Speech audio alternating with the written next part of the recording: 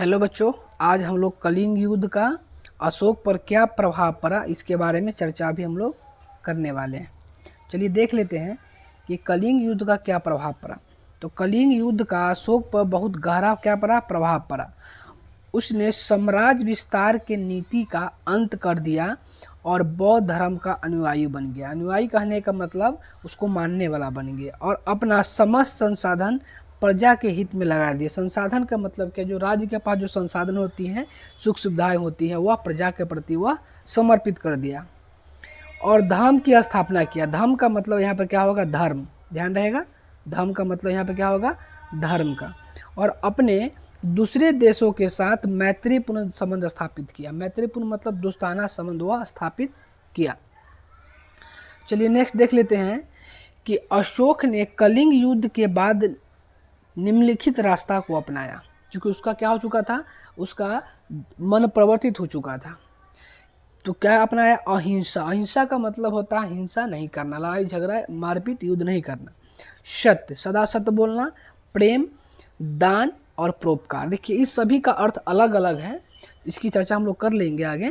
पहले देख लेते हैं ये कलिंग जो है, कलिंग की स्थिति क्या है। तो मैप में कलिंग जो है ये रहा हमारा कलिंग। कलिंग की जब बात करें, ये कहाँ पड़ेगा हम लोग को, उड़ीसा। वर्तमान में जो है उड़ीसा राज्य में यह पड़ता है। मैंने आपको इसके बारे में पढ़ा चुका हूँ पिछले वीडियो में। चलिए आगे हम लोग बढ़ते हैं। देखिए यहाँ पर हम लोग देखेंगे क्या कि यहाँ पर इन शब्दों का अर्थ कुछ इस प्रकार से है। किन शब्दों का, तो अहिंसा का अर्थ, सत्य का अर्थ, प्रेम का अर्थ और दान का, परोपकार का अर्थ। देखिए अहिंसा का अर्थ क्या है यहाँ पर, तो अहिंसा का यहाँ पर अर्थ है मन, वचन और शरीर से किसी को कष्ट नहीं पहुँचाना। ये अहिंसा का यहाँ पर अर्थ हुआ।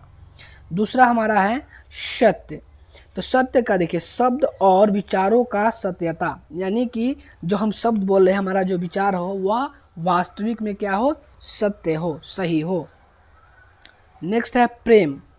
देखिए प्रेम का मतलब होता है यहाँ पर गलतियों का सुधारना। या कोई व्यक्ति गलती करता है तो उसको सुधारने का मौका मिलना चाहिए, ये प्रेम भाव है। नेक्स्ट है दान। दान मतलब जरूरतमंदों को सहायता। जो लोग असहाय हैं, जो लोग अपने खाने पीने में जो है अपने भोजन को उपलब्ध नहीं करा पाते हैं, उन लोगों की मदद करना जहाँ तक हो सके वहाँ तक। ये नहीं कि अपना सब कुछ उसको दे दे, ऐसा नहीं। चलिए नेक्स्ट हमारा है परोपकार। परोपकार का मतलब यहाँ पर है दीन दुखियों की मदद करना। दीन दुखियों जो गरीब लोग हैं, असहाय लोग हैं, जिनके हाथ नहीं है, पैर नहीं है, वो जो कोई काम को नहीं कर सकते हैं, वैसे लोगों को मदद करना।